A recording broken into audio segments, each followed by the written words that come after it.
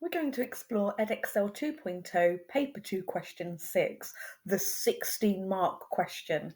So let's look at what it means to compare. The question will always ask you to compare the writer's ideas and perspectives about. And you need to get your pen and underline whatever the topic is that you are being given to focus on, because that's what you're comparing.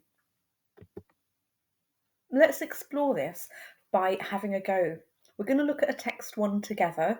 We're going to make notes on the text one and think about the writer's viewpoints and perspectives. And then we're going to compare the text two directly across, make notes and turn that into an answer that would get good grades. So here's the question. Compare the writer's views and perspectives about holidaying abroad. That's the topic. 6 weeks ago, I visited Paris. What a delight it wasn't. From arrival at Gare du Nord to checking into the hotel, everything that could go wrong did go wrong. City of romance? City of chaos, more like. I'm glad I gave myself extra time for arrivals and checking in. After an utter shambles of an arrival, I decided to give the trip another chance. I'm so glad I did. I decided to visit a delightful area, the village St. Paul in the Marais district. It was full of the most interesting antique shops and charming galleries, unlike any area back home. Like a knight in shining armour, my trusty guidebook came to the rescue. So, pause the video and make notes. What do you think are this writer's views and perspectives on holidaying abroad from this text? So, some key quotes. And then from there, you might think about how has the writer written this? So we might think about tone, style, the themes that come across in terms of the writer's views on holidaying abroad, and the language that they use to convey that. So the main thing is the theme, their view on holidaying abroad, what comes across, but from those key themes, how are they presented? Are there particular structural language devices? So pause the video, make notes. Okay, I'm going to go through my notes with you. So these are the things that I've underlined. From arrival at Gare du Nord to checking in, everything that could go wrong did go wrong. That's given me a clue. I might not use that quote, but it's given me a clue about what this writer's talking about, that holidaying abroad things can go wrong. City of romance, city of chaos, and then charming galleries, and like a knight in shining armour, my guidebook came to the rescue. So what am I thinking? Well, I'm thinking city of romance, city of chaos. The writer in first person, so that's something to definitely talk about here, uses antithesis as humour. So she's using antithesis, city of romance, and then repeating that, but changing romance to chaos. So something completely different from romance. To show her annoyance when things go wrong. This shows the writer thinks holidaying abroad can come with difficulties you didn't expect. So I've said what she's doing, but also what that then shows me about her views on holidaying abroad. The simile, comparing the guidebook to a hero, shows the writer thinks it's important to have good planning, such as a good guidebook. So again, this idea, of planning is really important. And then by the end, the writer's tone has changed to delighted. The writer uses adjectives like interesting, charming, and this shows us that holidaying abroad has merit in spite of the problems that can come up. Now, we're going to look at text two, and we're going to consider the text two writer's views of holidaying abroad, and consider the fact that we've already spotted some figurative language on text one. We've spotted that text one is written in first person, and we've spotted the person's view. There's been difficulties, but it's also positive and planning is good. Now let's read text two. His daring plan was to travel around 7 countries in 20 days without flying. He said, "These days, reducing impact on the planet is so important when you choose to travel by other means than plane travel." He added, "I was longing to escape my office prison and had been planning the trip for months. I knew I hadn't much time.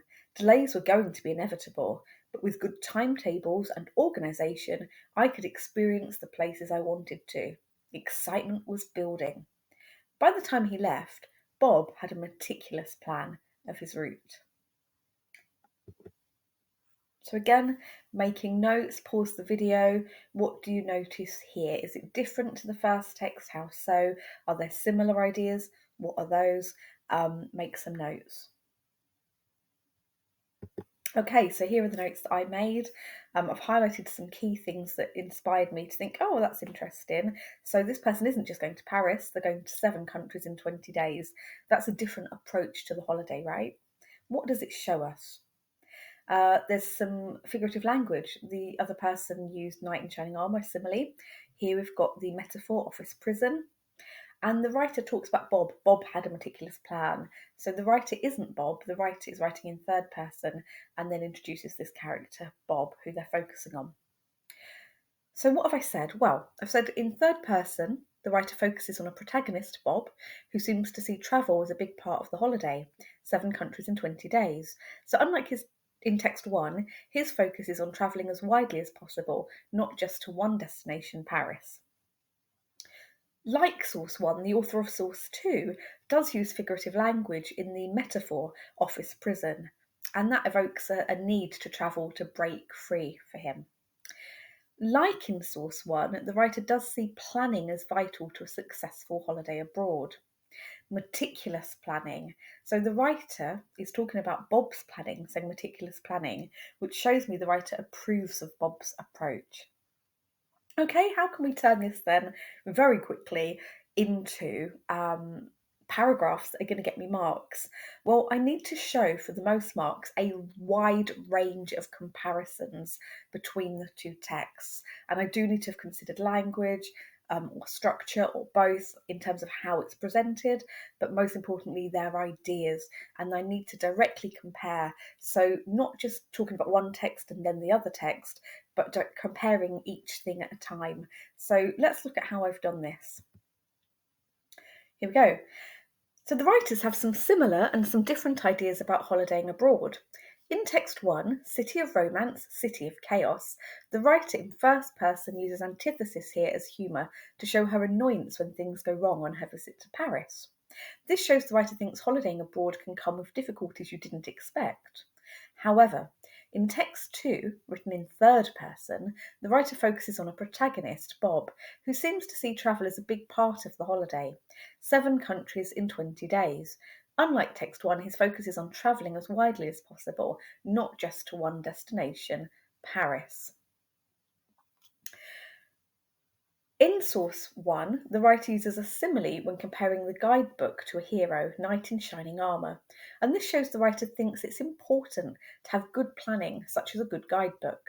Like source 1, the author of source 2 also uses figurative language in the metaphor office prison, evoking a need to travel to break free, and also views planning as vital. Like in source 1, the writer sees planning as vital to a successful holiday abroad, and in his praise of Bob's meticulous planning, the writer seems to approve of Bob's approach. The tone of source 1 changes from aggrieved to very positive by the end. By the end, the writer's tone has changed to delighted, using adjectives interesting and charming, showing holidaying abroad has merit. In text 2, the writer shows Bob's view as positive also. Excitement was building.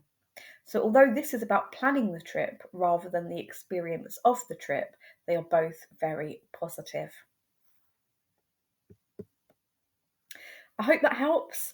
It's just a very quick sort of go-to how you can really aim to get the most marks by finding that wide range of comparisons and directly comparing in your paragraphs between the texts. Thank you for your hard work and good luck. Keep revising.